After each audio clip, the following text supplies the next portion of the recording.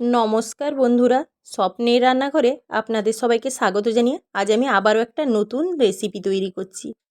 আজ আমি তৈরি করছি কিভাবে টক আচার তৈরি করে সারা বছর শুধু নয়, বছরের পর বছর ধরে সংরক্ষণ করা যায়।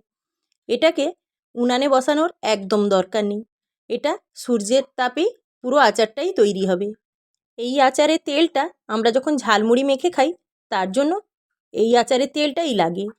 আর যখন আমরা মাছের ঝাল তৈরি করি, তখন এই আচারে তেল আর মশলা এতটাই সুন্দর হয়, মাছের ঝালে দিলে এটাকে বলে বোঝানো যাবে না। সেই জন্য আমি যখনই মাছের ঝালের কোনো রেসিপি তৈরি করি, এই আচারে তেল আর মশলা দুটোই লাগে। যে কোনো সময় যখন ডাল হয়, ডালের সঙ্গে আলু মাখা হয়, তখন আলু মাখার সঙ্গে এই আচারের তেল মশলা দিয়ে মেখে খেলে আলুর স্বাদটা কিন্তু অপূর্ব সুন্দর হয়। আর এইভাবে আচার তৈরি করে আমি 2 থেকে 3 বছর সংরক্ষণ করে রাখি, কিচ্ছু হবে না। এটাকে শুধু মাঝে মাঝে রোদে দিয়ে রাখতে হবে। আমের এই টক আচার তৈরির জন্য আমগুলোকে সবার প্রথমে ঠিক এইভাবে কেটে নিতে হবে। এইভাবে খোসাসহ আমের টুকরোগুলো করতে হবে। আচারে এই খোসাটাও খেতে খুব সুন্দর লাগে। এবার আমি এর মধ্যে হলুদ গুঁড়ো, লঙ্কার গুঁড়ো আর লবণ সব কিছু দিয়ে খুব ভালো করে মেখে রেখে দেব 2 থেকে 3 ঘন্টার জন্য। সব কিছু দিয়ে আমের টুকরোগুলোকে খুব সুন্দর করে মেখে নিতে হবে। মেখে নিয়ে আমি ঢাকা দিয়ে রেখে দিলাম। এইভাবে রেখে দিলে কি হবে, আমের টুকরোগুলো থেকে খুব সুন্দর করে জল বেরোবে। 3 ঘন্টার পরে এবার আমগুলো থেকে বেশ অনেকটা পরিমাণ জল বেরিয়ে গেছে। এবার এই জল থেকে তুলে নিয়ে আমগুলোকে রোদে মেলে দিতে হবে।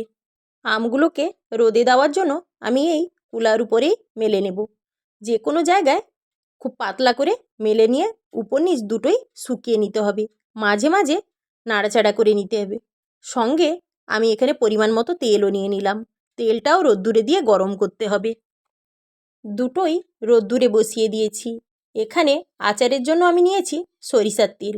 আচারে সরিষার তেলটাই লাগে। ঠিক এইভাবে কিছুক্ষণের জন্য রোদ্দুরে শুকাতে দিলাম।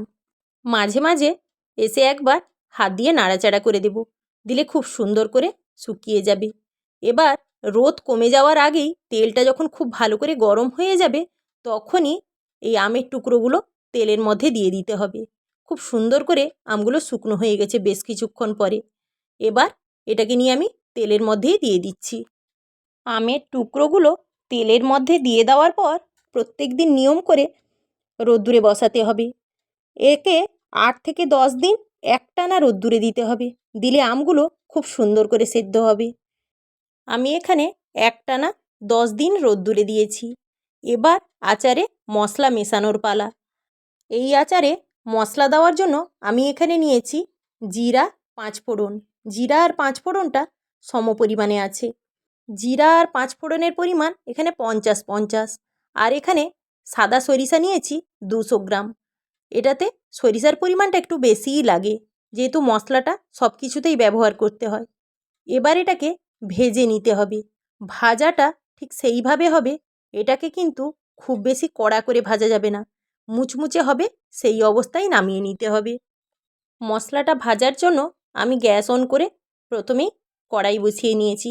কড়াইটা হালকা করে গরম হয়ে গেলে আঁচ একদম কমিয়ে দিয়ে এইভাবে কিছুক্ষণ নাড়াচাড়া করব। দিলেই খুব সুন্দর করে মুচমুচে হয়ে যাবে। দেখেই বোঝা যাচ্ছে রঙটা অল্প পরিবর্তন হয়েছে। ঠিক এইভাবে হলেই মশলাটা আমি ঢেলে নেব। ঢেলে নিয়ে খুব ভালো করে ঠান্ডা করে নিতে হবে। ঠান্ডা করে নিয়ে তারপরে খুব সুন্দর করে মিহি করে গুঁড়ো করে নেব। মশলাগুলো ঠিক এইভাবে মিহি করে গুঁড়ো করে নিয়েছি। এবার এখানে মেশাবো লঙ্কার গুঁড়ো।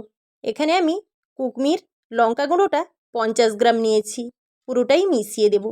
এটা যখন আচার তৈরি হয়ে যাবে, ঝালটা খুব বেশি বোঝা যাবে না। আর নিয়ে নিলাম পরিমাণ মতো লবণ। সমস্ত কিছু খুব ভালো করে আগে মিশিয়ে নিতে হবে। তারপরে তেলসহ আমগুলো এর মধ্যে দেব।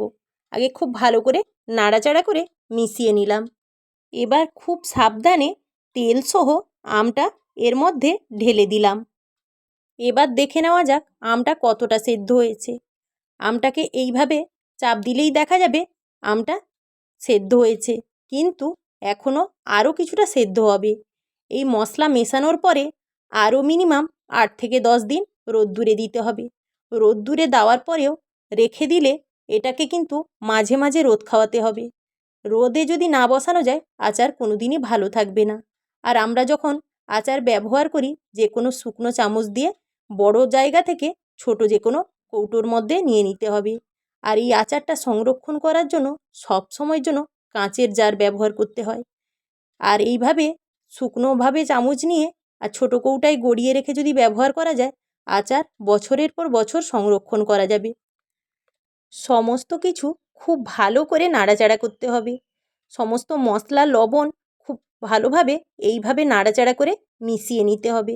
মিশিয়ে নিয়েই তারপরে আবারও কাঁচের জারে ভরে বেশ কিছুদিনের জন্য রোদে বসাতে হবে। আমার এই ভিডিওটা আপনাদের যদি ভালো লেগে থাকে আর আপনারা যদি ইউটিউব থেকে দেখেন তাহলে আমার চ্যানেলটিকে অবশ্যই সাবস্ক্রাইব করে দেবেন। আর যারা ফেসবুক থেকে দেখছেন তারা পেজটি অবশ্যই ফলো করে দেবেন। আর লাইক কমেন্ট শেয়ার করতে একদমই ভুলবেন না। আমি যে কটা আচারের রেসিপি দিয়েছি সবগুলোই কিন্তু সারা বছর জুড়ে সংরক্ষণ করা যাবে। যদি কোনো অসুবিধে হয় কমেন্ট করে অবশ্যই জানাবেন। কোনো কিছু জানার থাকলে আমি অবশ্যই কমেন্টে আপনাদের উত্তর দেব।